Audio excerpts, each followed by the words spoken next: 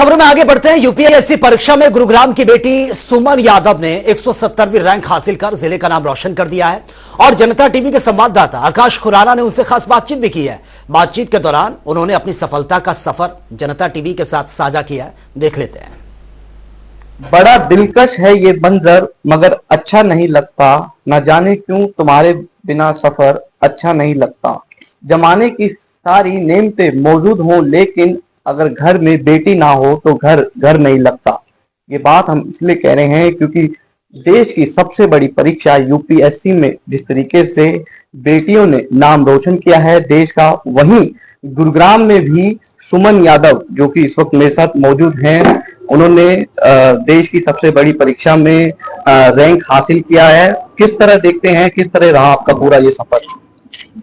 सफर जैसे सब बच्चों का होता है वैसे थोड़ी बहुत कठिनाइयां थी, लेकिन हमारे परिवार का पूरा सहयोग था, तो इस कारण हम अब यहाँ पर पहुंचे। कितना मुश्किल होता है, जिस तरीके से क्या आपके मन में आया कि यूपीएससी की तैयारी आपको करनी है, और कितना सपोर्ट फैमिली का आपको?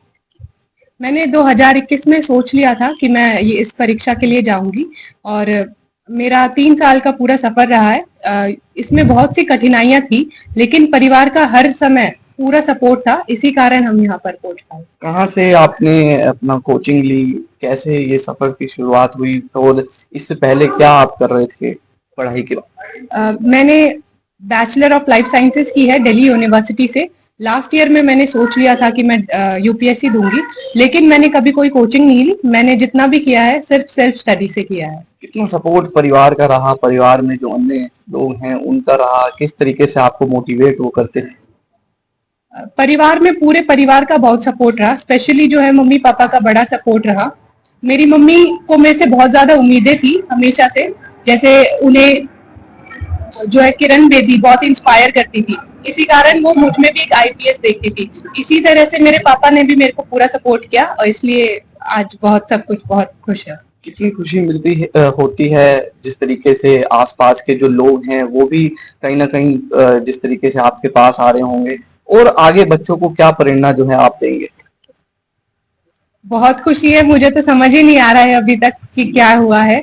और प्रेरणा तो अब सबको मिलेगी, स्पेशली लड़कियों को बहुत ज्यादा मिलेगी।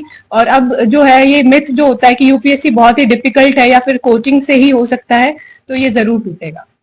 अब आगे की क्या कुछ तैयारी है आपकी, क्या कुछ प्लान? अभी तो बस ज्वाइनिंग हो जाए तो यही है, और सेकेंडली देखा जाएगा कि अगर आईपीएस मिलता है तो फिर दोबारा ट्राई करेंगे। जिस तरीके से बात करें युवाओं की, एक अलग दिशा में युवाओं जो हैं वो जाते हुए नजर आते हैं, उनके लिए क्या प्रेरणा जो है आप देना चाहेंगे?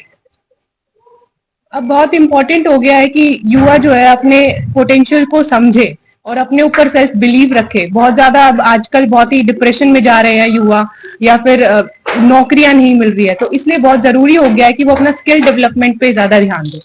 बात करें जिस तरीके से अब बेटियां भी जो है किसी भी फील्ड में बेटों से कम नहीं है, तो क्या मानते, कितना गर्व होता है इस बात को सुनकर? जरूर, बेटियां हर जगह है। अगर हम अपनी प्रेसिडेंट को भी देखें तो वो भी एक औरत है, तो इस तरीके से आजकल बेटियां बहुत नाम कमा रही है। और जैसे सरकार की बहुत सारी स्कीम्स होती है कि बेटी बचाओ बेटी पढ़ाओ, इस तरीके से हम आशा कर सकते हैं कि आगे बेटियां बहुत कुछ। खुशी के आंसू जो हैं एक माता की आंखों में आप देख सकते हैं कि जो उनकी बेटी है सुमन यादव, उन्होंने यूपीएससी की परीक्षा में एग्जाम दिया और सफलता जो है वो हासिल की। हालांकि पहली बार में जब एग्जाम दिया था तब सफलता जो है वो हासिल सुमन यादव को नहीं हुई थी, लेकिन दूसरी बार में सफलता उन्हें हासिल हुई। और अब पूरे गांव में, गुरुग्राम की बात करें तो बाहर से जो लोग हैं वो सुमन यादव को बधाई देने के लिए पहुंच रहे हैं। गुरुग्राम से कैमरामैन मोहित के साथ आकाश खुराना, जनता टीवी।